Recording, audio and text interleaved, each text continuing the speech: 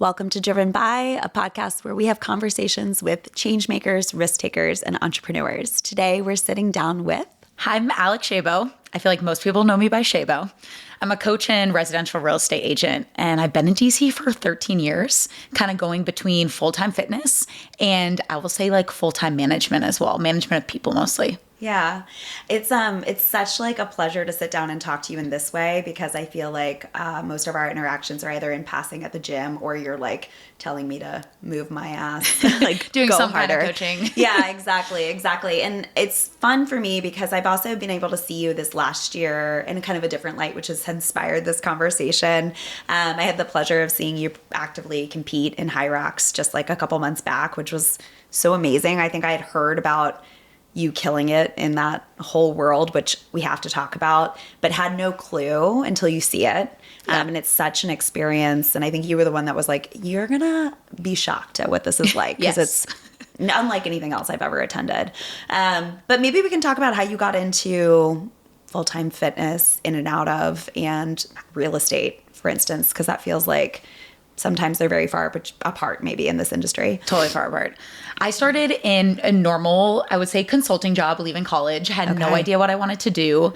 I was super fortunate and I got into a company where I met a lot of people my age, but I was so unfulfilled. And I feel like a lot of people say that. And at 26, I was like, I don't really know if there's anything else for me. Yeah. And at the time, I had always been working out solo. I was like the 4:30 a.m. runner. Everyone knew me as a person got up early, but I was very much me in my zone, my time. And then I started going to Orange Theory. And I was the crazy girl that would walk from Adams Morgan to Roslyn to take a 6 a.m. class. And they started to be like, who is this person coming every single day and talking to people? Like I was chatty at 6 a.m. and I would kind of like, I started out really reserved. Then I started opening up to people. I was really fortunate. I got the opportunity. The owner sat me down and said, we're opening up another location. Would you want to open a gym? Right. And I have always loved leading, loved managing, always loved public speaking. And for me, this was like the best opportunity to make what I wanted out of a space. Yeah. He was a great guide at the time to basically hire all the staff, get the gym going. And I ended up working for Orange Theory, becoming the general manager for over 5 years. I mean, that's kind of a massive like thing to be able to say like, okay, you're going to open up a gym. Like you're going to start this whole community, which is, I think, probably the reason why you're so good at building community now.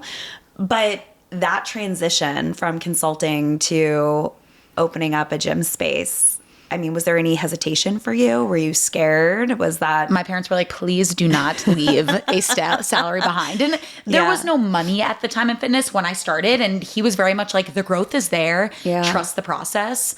I think I have always been someone that's kind of taken probably more risks than I should have. Sure. And this for me felt like the best blend of like a connection that I needed. Number one, with my strengths. I felt like my job, I wasn't using my strengths. I wasn't being a leader. Yeah. I wasn't being someone that got to bring people together. I was behind a desk working for someone, telling me what to do and setting up small appointments. Right. Versus this was like, oh, I get to meet a whole new group of people that I've never met. I get to ask people to like kind of step into a new space they probably haven't thought about.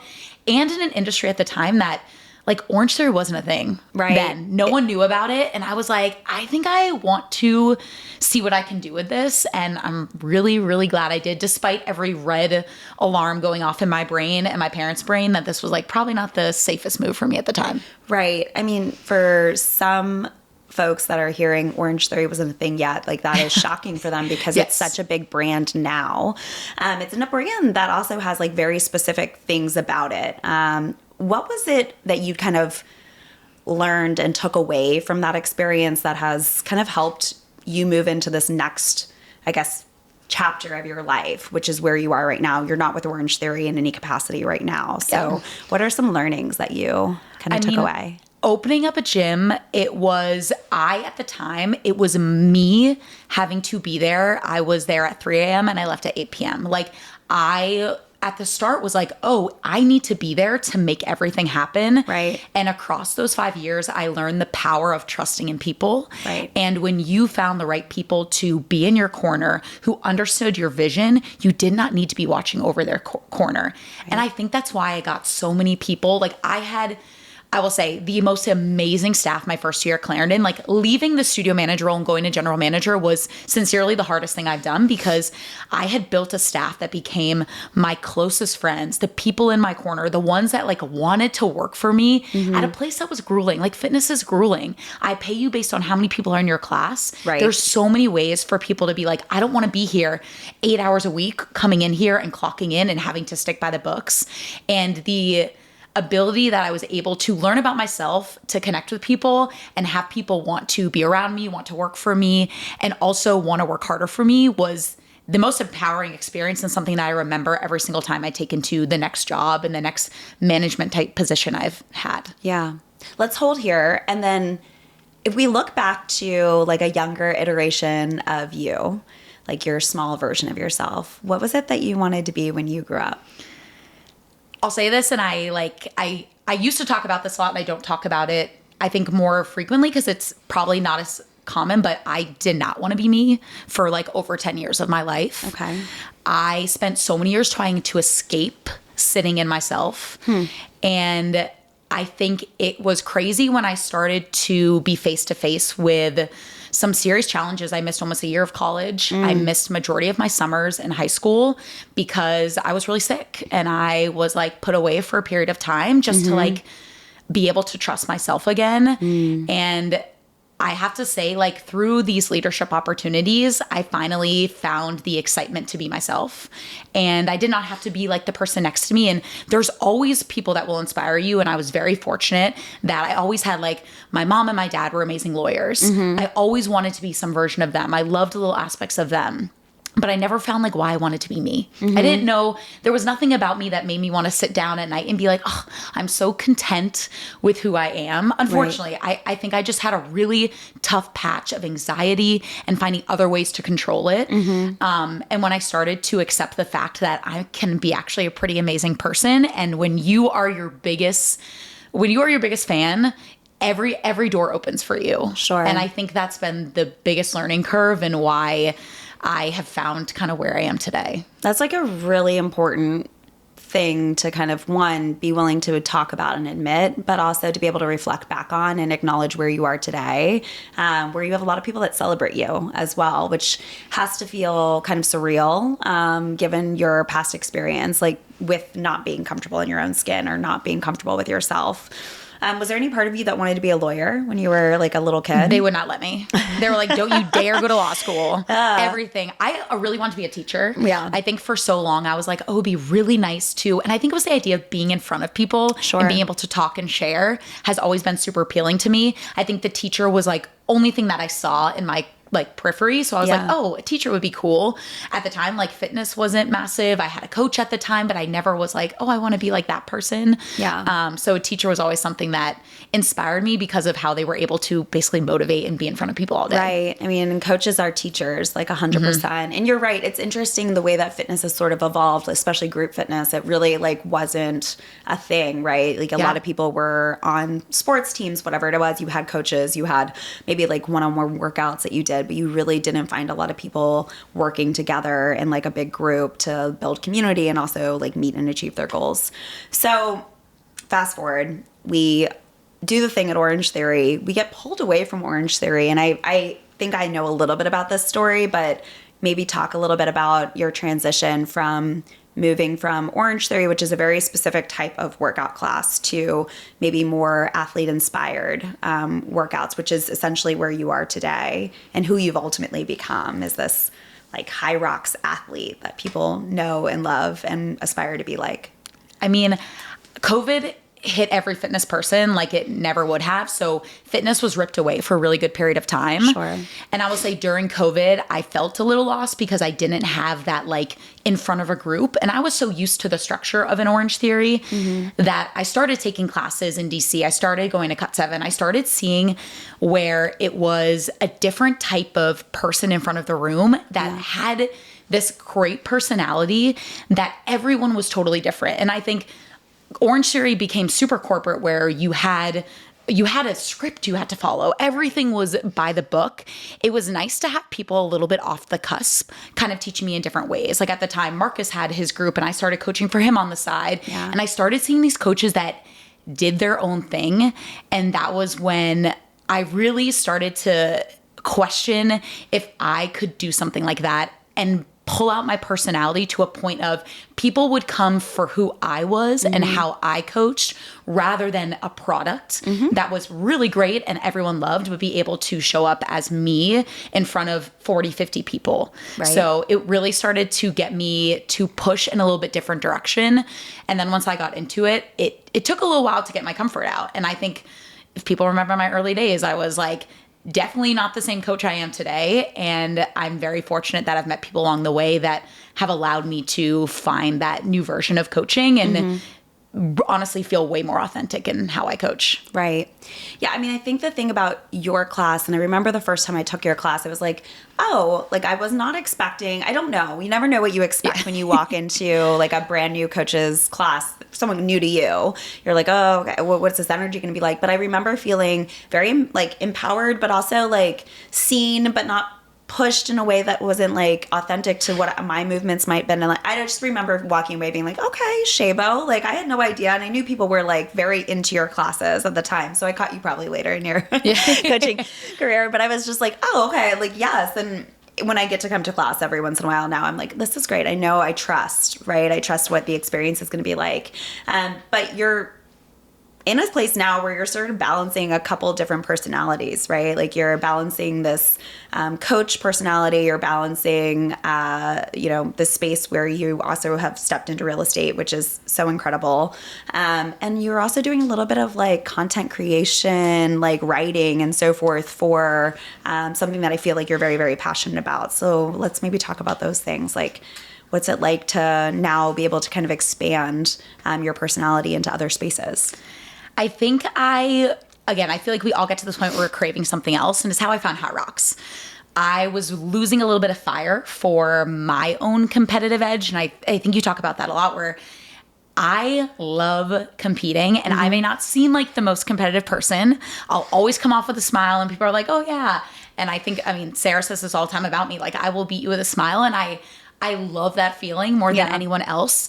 And I started really... like, I think the last year has been crazy for me going into HYROX because I was getting to the point where I started to doubt myself again. I think fitness can be amazing, but also soul sucking.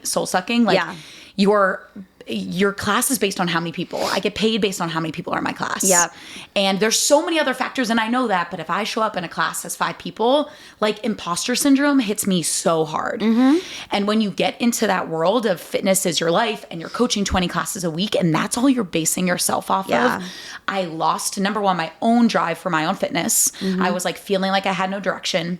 And I also wasn't putting myself into things I like doing, like writing and talking to people. Right. And I feel really fortunate that I stumbled on HYROX and I found a community of people that love it actually as much as me and will travel as much as me to do it. Right. And then I found an athlete, Judd, who was like, let's take what you like, talking to people and writing, and doing it as a way to spread more about a sport that you love, and more so like the community of HYROX. Like it's a way to create another community in a space that has a ton of communities, but isn't really central to this area and may not have like faces to connect to and something to read. Yeah. And before we go any further, for people that don't know about HYROX, how would you describe HYROX? I will say HYROX is a sport for everyone, and it sounds super cliche, but it is a competition based on you, your individual, time-based. So you're running 1 kilometer in between 8 stations, and it's as fast as you can do it. And they have different divisions, so you can be open, where you're competing with everyone else your age, and you feel like you get to run your race, and it's everything you've probably trained for. You can do pro, where it's a little heavier weights. You're getting like a little bit more on ranking when it comes to people, and then like the top elite 15, which are like those, I would say, professional athletes that like live their life to run this sport. Yeah. It's a very new sport, started in 2017, but it's really about bringing a community of all different abilities together to feel empowered to like set a goal and do it. Yeah. So one of the things that we had talked about when I had asked, if you wanted to do this, was I was like, I just feel like you have, and I don't even know if people realize this, but like, I feel like you have created a movement, like a quiet movement. And I know it's not just you, right? I understand that there's other people that, participate in HYROX and probably have also inspired other people. But I do feel like you specifically have traveled a lot for HYROX. You've placed very high in a lot of competitions, podium, like many times. And yes, you definitely compete with a smile, which was one of the most amazing things to watch. But like, I think that you've inspired a lot of people to want to do this. And I'm wondering for you, if there's been like an aha moment in your coaching, in seeing all these people like step up into these competitions, if there's been a moment for you where you're like, I am doing exactly what I'm supposed to be doing. I mean, I had a conversation my last race where we both sat down and we were like, okay, that like wasn't our best race. And we were chit-chatting and she was like, I have to ask, like, were you totally bummed when you got second in DC? She was like, it was 3 seconds. You lost by 3 seconds. Yeah. And I was like, I've actually, like, that's never crossed my brain. And I'm so lucky because 10 years ago, I probably would have said that would eat me alive for days. I probably would have never returned to the sport. Right. But I was so happy seeing as many people realize the excitement of what this race can be. Like, I can never relive. Like, it makes me bring tears to my eyes for someone that's not emotional. The chant of Shabo when I was doing wall balls will forever live down as like my probably favorite moment I've had. And the fact that everyone got to experience, I feel that way every single race at the finish line because I have females around me that I do not know racing as hard as they can. And that moment to me was like, oh, this is exactly what I wanted myself to feel. This is exactly what I feel every race. This is exactly how I wanted people who are like, I never thought I would want to compete again because it can be something that can rip you apart. If you are like, I need to do this, I need to do that, all these shoulds that we create, it can be a very grueling side of fitness. Yeah. And HYROX gave me this ability to feel competitive without tearing myself down. And that was like the perfect space to do it. Because it wasn't like I was about to win there. They saw that I was fighting hard for something that I probably wasn't going to get. But they were like, holy shit, she's still doing it. Yeah. And that to me was like, that's all I needed. Was like that excitement around finishing something that you work really hard to do. Absolutely. And I think that gives me like energy in class when I'm coaching people to run their first race, on their fifth race, to work out next to them and be like, I saw you run slower last week. You're running faster this week. Like that gives me so much joy in what I do. And it's probably why I make my schedule so crazy right now because it is something that I need and I love as part of my life because it does remind me that competition does make you better. Yeah. Absolutely. I mean, your schedule is pretty crazy, right? Like you're coaching between 3 different concepts. I said 3 now because it's 3 now. 3 different concepts. You were also like hustling and selling homes. How do you change gears? Like, how do you go from all the fitness things to now I'm going to be competitive because I think real estate's competitive. Yeah. How am I going to be competitive selling these homes? Like, how do you turn it on, turn it off? I think I'm very fortunate, John, who got me into real estate. When he approached me because I was coaching a class. Yeah. And he was like, I see something in you that I like. And he was like, I don't need you to change, but I want to see if we can put that same energy into selling homes. And I really try to remember that when I'm talking to people with real estate. Yeah. I do not have the most experience. I definitely am starting where I did at the beginning of fitness, where I'm only 2 years in. I definitely have so much to learn. People have doing this for so long. But I really try to show up as authentically as I can. And I'm lucky that I'm at this point in my life where I can show up and say, I may not have all the answers, but I want you to like me. And selling a home, it's a super personal experience. They really have to trust the person they're with. Yeah. And it's more about getting them comfortable working with me, understanding who I am, how I work. And I will say the way I work in fitness is very much the way I work in real estate. I will hustle for you. I will make sure that you have all the information that you need. Right. And that kind of switching gear feels super natural, and I'm fortunate to say that. Yeah. I think you talked a little bit about the challenge that you had as a younger version of yourself. And I have to imagine waking up every day and staying motivated in fitness, as you've talked about a few times, especially when it's like, this is how I get paid. This is how I make my money. And then there's down days in real estate. Anything you do, right? There's a down day. When you look at your journey thus far, what would you say is like the biggest challenge you've had to overcome in order for you to be where you are right now? I think the biggest challenge is being okay with being me. Yeah. And like being in my skin, and like even like the stillness that you need to have with this type of schedule. Like if I do not find time for filling my cup, I will never get anywhere in any day that I'm going. Yes. And for so long, I never gave myself the time to be okay with taking a break, doing something that I need, sitting down for a second. And I think that has been something that was the biggest challenge when I knew I was going into probably the craziest schedule that I've had in a while, is if I was not okay with showing up as myself every day, I would not have made it this far. I have to have the confidence to speak up for myself. I have to make sure that people understand what I need, what I want. And that also takes like the power to walk away. Yeah. And I think that has been the hardest lesson and challenge of leaving people, situations, jobs that no longer do that for you, has been the hardest learning curve of doing this. Mm-hmm. How do you do that? Like, I mean, everything you just said is so important for people with busy schedules, people without busy schedules, parents, you know, all types of people, right? How have you figured out how to navigate that? Or are you kind of constantly like having to reassess and figure it out along the way? I think I really had to give up the power of feeling like I needed to do it all, and knowing that there are so many people around me that will help me feel secure in the decisions that I make. Yeah. They may not agree, and I think I really looked for validation for so long. And you look for that in this type of industry. Like, validation is very easy to find. And unfortunately, validation only goes so far if you don't believe it. And I was super lucky to find the people that, number one, did not give me validation, but they would sit there when I needed them to sit there. And they would listen to me, and they would question the things that I needed, but they also were there to just listen. And that power of having those type of people in your life will get you through some of the hardest walkaways that you have to do.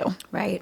Yeah. I mean, I think walking away from anything when you care so much is like so hard, right? Especially in fitness. I do think like you make connections with communities. And one of the scariest things I know for me, when I left Core Power, didn't align with the brand anymore, didn't feel like from a corporate perspective, they were doing what they needed to do for the instructors. But one of the hardest things for me was leaving that community. Yeah. And wondering whether or not that community would find me again or would come with me. Something that I've noticed with you is that, and I think this probably goes back to some of the things that you learned about yourself at Orange Theory, and you've continued to learn about yourself, but people will follow you. What has that been like? How's that felt? I never trusted it. And that has been the hardest like lesson that I've had to like sit and realize, because I always felt when I left it would disappear. Yeah. I mean, I will say like my people in Clarendon, like I kind of up and moved. It was like a really hard end with Orange Theory. My life felt like it was ripped away because I lived and breathed it for 5 years. And going back to Cut 7 in Arlington, I've been contacted, reached out by so many people that were like, I love that. You were my first coach at Orange Theory. Do you remember me? And it's the best feeling I ever have. I will say the community that I found right now in all aspects of my coaching have been the most outward expression of love for me that I've experienced. And I will say I'm a Capricorn. I like don't take emotion well. And it's so sometimes so hard to feel and handle because you don't trust it's going to come your way. Right. And I was talking to a gym owner in Houston when I went down there. I attended one of the workshops that he put on. And I love what he said when he talked about their logo's an ant. And he's like, people are like, why would you have a little small ant? And he was like, it's because when you're small, we're going to make sure you feel seen. Right.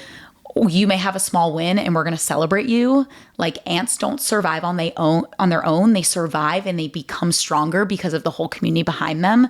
And I love that. And I feel like that's the way I coach classes. Yeah. Like you may be the quietest person in the room, because I was that person at one point where I didn't trust any movement I was doing. And I know that you're not going to be, I'm not going to scream at you across the room, but I'm going to come by and be like, that looks really good. Yeah. I love that. And I'm going to walk away. And that expression of like community that may not be what everyone needs to see. I may not be the highest energy person in the room and screaming, but like I will make you feel seen. And I will say the people around me and the people that have followed me, they make me feel that way. And it's it keeps me going and keeps inspiring me to do that in everything that I do. I love it. Well, so if you were to deduce down what drives you to one word, what would that be?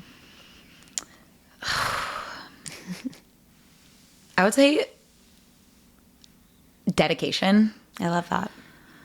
I feel like for everything I do, I really am dedicated to it. And if it's something that I don't believe in and something that doesn't align with me anymore, like I can no longer be dedicated to it. And it immediately shows in every action that I do and everything that I say. So I want to make sure like I am completely committed and open and wanting to be dedicated to what I put my mind to and right there in front of me. I think that I hear that word and I see you. Like they feel synonymous. How many HYROXes have you? Like I'm sitting here and I'm like, dedication. Yeah, I mean, hell, I feel like you had just done a HYROX and then did multiple HYROXes in DC. I'm like, yeah, HYROX. I don't know, multiple. How many HYROX competitions have you competed in? I've done 12. And how many are you planning on doing the rest of the year? Well, they haven't released them. I'm signed up for New York. 4 more right now. 5 more. Sorry. Okay. So I have Anaheim in a few weeks, which is a really big race in California. It's a big last chance qualifier. Sure. So we have a small group going there. And then I have New York because I have Worlds a week later. Yeah. In Nice, I'm only going to be doing a relay there, but I'm going to try to judge because I really want to be at the wall balls with all my people. Yeah. Being like a face there. So I'm trying to get to be a judge at New York. And then I have 2 races in Nice, France, a doubles and a single. I mean, that's what I mean. It's like dedication. You said that word and I immediately was like, yeah. And it even goes back to I had no idea that you were like a 3 a.m., 4 a.m. girly, like out running. Like, yeah, that makes total sense. It makes very sense with my personality. I now know you different and better. And I'm like very grateful for you sharing all the things you've shared. If you were to give one piece of advice to somebody, and it really could be anybody, what would that piece of advice look like or sound like? When you feel like the person, the situation, the job that you're in stops celebrating your wins, starts being threatened by your growth, it's time to leave. And I think that's really hard to hear. Yeah. Because like you said, it's leaving people that you probably have put your like blood, sweat, and tears into being around and like forge a relationship with and forge a community with. But you deserve to be and show up as the best version of you. And that will not happen if people don't see that. Yeah. And the best version of you is someone who believes that you are the best person that you can be. And when you step into a room, everyone should be super proud of who you are, but you need to be the proudest of you. I love that. I love that so much. All right. So if people have been inspired by hearing your story, and they would like to either take class with you, would like to talk to you, would like to learn more about HYROX, would like to get plugged into your write-ups that you do for HYROX and HYROX athletes, how do they find you? How do they connect with you? What's the best way? Find me on Instagram, Al Shabes. My nickname was Shabes for so long, so ALSHABES. The hybrid letter is the newsletter that I write that I drop every Friday with Judd, another hybrid athlete. Highly recommend. It'll be on my profile to be able to subscribe and hear from some of like the best athletes in the sport, which is really cool, and also some of the mental strategies behind it. And then reach out. I coach at Elevate. I coach at Cut 7. I now do Pace DC, a little track club for the beginning track people who are a little bit intimidated by the larger communities. And please reach out. I love talking to people. I am someone that connection like feeds my soul. Yeah. So would love to hear what your next goal is, and I will try to convince you to run a HYROX. Yes. True. Most HYROX people try to convince you to run a HYROX. Yes. I am standing firm with I think I'm just a spectator, but Spectators are the best part. My friends have traveled with me. Truly. And you live for them. You live for them. Truly, it's so much fun. If there's a HYROX in wherever you are and you're listening, you should go and you should go watch it and just be changed by the experience. But Alex, I'm so grateful for you to sit down and talk with me. I also don't know if I've ever called you Alex. That was really weird for me just now. But it was so nice to hear your story. I am so impressed by you. You have inspired me from a distance. A number of times, I think we've exchanged messages about this, but thank you for your dedication. Thank you for your energy. Thank you for helping people become better versions of themselves and for inspiring so many people. I'm so grateful. And thank you for having the conversation. Well, thank you. I love the space.